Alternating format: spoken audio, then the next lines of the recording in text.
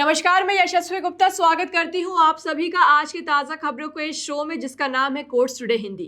इन खबरों के बारे में ज़्यादा जानकारी के लिए सब्सक्राइब करिए हमारे YouTube चैनल या विजिट करिए हमारे वेबसाइट www.livelaw.in पर। लाइव लॉ हिंदी पर आपको सारी ताज़ा अपडेट्स मिल जाएंगी। चलिए अब बढ़ते हैं आज के खबरों की ओर। सुप्रीम कोर्ट ने हाल ही में स्पष्ट किया कि बार काउंसिल ऑफ इंडिया या राज्य बार काउंसिल वकीलों के एनरोलमेंट के लिए कानूनी फीस के अलावा कोई अन्य शुल्क नहीं ले सकते हैं। कोर्ट ने गौरव कुमार बनाम भारत संघ मामले में अपने फैसले को बरकरार रखा, जिसमें कहा गया था कि बार काउंसिल एडवोकेट्स एक्ट की धारा 24 में निर्धारित एनरोलमेंट फीस से अधिक फीस नहीं ले सकते हैं। इस आदेश के तहत जनरल कैटेगरी के उम्मीदवारों के लिए अधिकतम एनरोलमेंट फीस 750 रुपए और SC/ST कैटेगरी के लिए 125 रुपए है। जस्टिस JB पारदीवाला और जस्टिस R महादेवन की खंडपीठ ने यह फैसला KLJ किरण बाबू द्वारा दायर एक अवमानना याचिका पर सुनवाई करते हुए दिया। इस मामले में याचिकाकर्ता ने आरोप लगाया था कि बार काउंसिल विशेष रूप से कर्नाटक स्टेट बार काउंसिल 2024 के फैसले का पालन नहीं कर रही है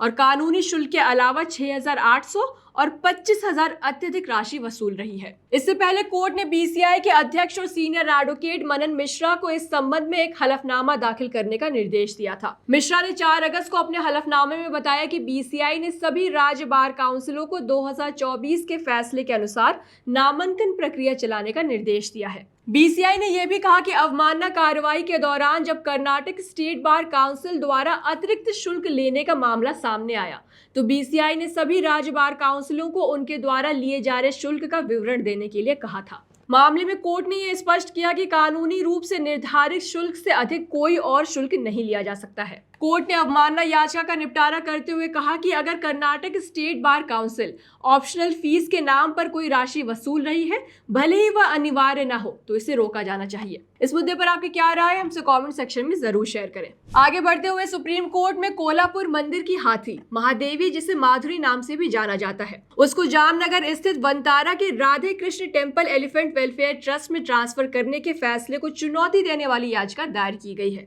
chief justice BR Gavai, justice K Vinod Chandran और जस्टिस AS चंदोरकर की बेंच ने इस मामले को गुरुवार के लिए सूचीबद्ध किया है। आपको बता दें कि महादेवी पिछले 30 वर्षों से कोल्हापुर के नंदिनी गांव स्थित जैन समुदाय के देखभाल में थी। उसके ट्रांसफर के बाद हजारों लोग इस फैसले के खिलाफ सड़कों पर उतर आए थे। बताते चले कि जुलाई में बॉम्बे हाई कोर्ट ने जैन मंदिर ट्रस्ट की उस याचिका को खारिज कर दिया था जिसमें हाई पावर कमेटी के आदेश को चुनौती दी गई थी। इसमें हाथी को जामनगर स्थित Radhe Krishna elephant welfare trust में भेजने की सिफारिश की गई। जस्टिस रेवती मोहिते डेरे और जस्टिस नीला गोखले की खंडपीठ ने हाई पावर कमेटी की इस दलील से सहमति जताई थी कि हाथी के स्वास्थ्य को धार्मिक गतिविधियों से ऊपर रखना चाहिए, खासकर जब रिकॉर्ड में उसके शारीरिक हालात खराब होने के संकेत मिले। मामले में हाथी को जामनगर भेजने के बाद हुई भारी विरोध प्रदर्शनों के बीच महाराष्ट्र के मुख्यमंत्री देवेंद्र फडणवीस ने कहा कि जैन मठ सुप्रीम कोर्ट के आदेश के खिलाफ पुनर्विचार याचिका दायर करेगा और राज्य सरकार हाथी की वापसी का समर्थन करेगी। इस मुद्दे पर अपनी राय हमसे कमेंट सेक्शन में जरूर शेयर करें।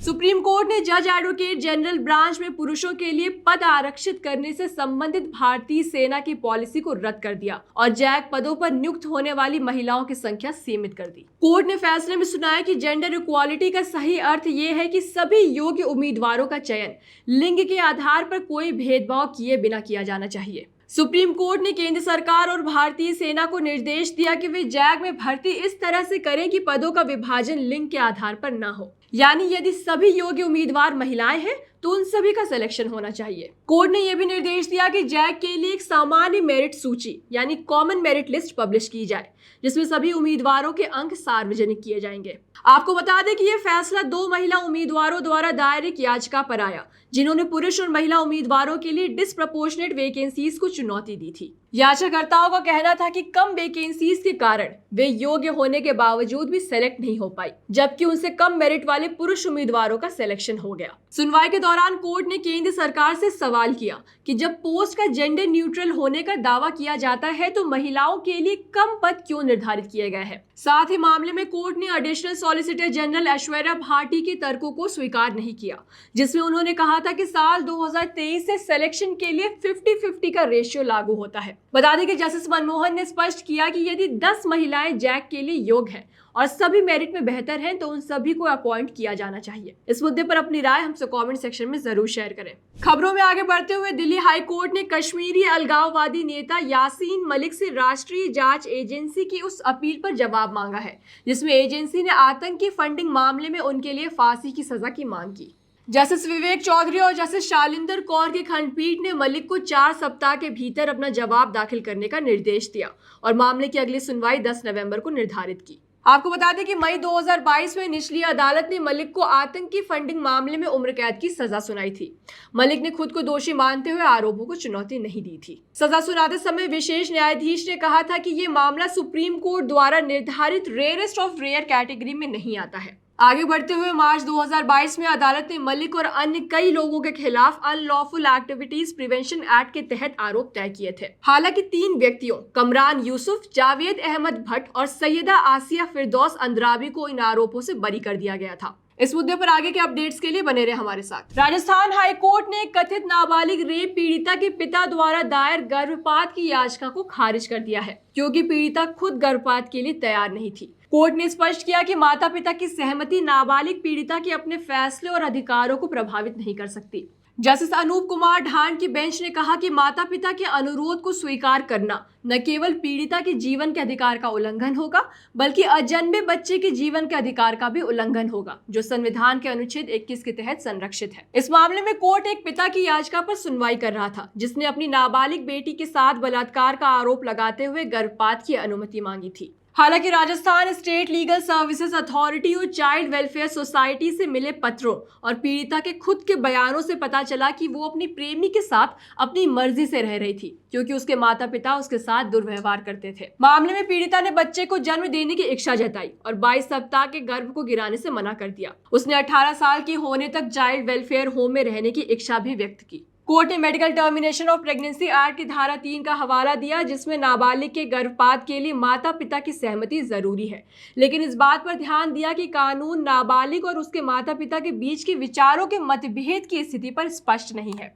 इसलिए कोर्ट ने पीड़िता के निर्णय को प्राथमिकता दी। इसके साथ ही कोर्ट ने याचिका खारिज कर दी और राज्य को पीड़िता को सभी जरूरी चिकित्सा सुविधाएं मुहैया कराने का निर्देश दिया। Rajasthan state legal services authority और पुलिस अधीक्षक को समय समय पर रिपोर्ट देने के लिए भी कहा गया। इस मुद्दे पर अपनी राय हमसे कमेंट सेक्शन में शेयर करें। आज की आखिरी खबर में सुप्रीम कोर्ट ने नर्मदा बचाओ आंदोलन की नेता और एक्टिविस्ट मेधा पाटकर की दोष सिद्धि में हस्तक्षेप करने से इनकार कर दिया। यह आपराधिक मानहानि का मामला दिल्ली के वर्तमान उपराज्यपाल विनय कुमार सक्सेना ने साल 2001 में उनके खिलाफ दर्ज कराया था। जस्टिस एम सुंदरेश और जस्टिस एन कोटेश्वर सिंह की खंडपीठ ने हालांकि पाटकर पर लगाया गया 1 लाख रुपए का जुर्माना रद्द कर दिया। आपको बता दें कि निचली अदालत ने प्रोबेशन अवधि लागू करके उन्हें जेल की सजा से छूट दी थी। सुप्रीम कोर्ट ने प्रोबेशन आदेश में संशोधन किया जिसके तहत उन्हें समय समय पर उपस्थित होना अनिवार्य था। इसके बजाय उन्हें बॉन्ड्स भरने की अनुमति दी। पाटकर की ओर से सीनियर एडवोकेट संजय पारिक ने दलील दी कि अपीलेट कोर्ट ने 2 प्रमुख गवाहों पर विश्वास नहीं किया। इसके अलावा जिस ईमेल को महत्वपूर्ण साक्ष्य के रूप में प्रस्तुत किया गया वो भारतीय साक्ष्य अधिनियम की धारा 65B के अनुसार प्रमाणित नहीं था, जिससे वो इनएडमिसिबल हो गया। इसी के साथ आज की वीडियो यहीं पर समाप्त होती है। अगर आपको ये वीडियो पसंद आई हो तो इसे लाइक और शेयर करना ना भूलें। मिलती हूँ कल फिर आपसे जरूरी लीगल खबरों के साथ। Thank you.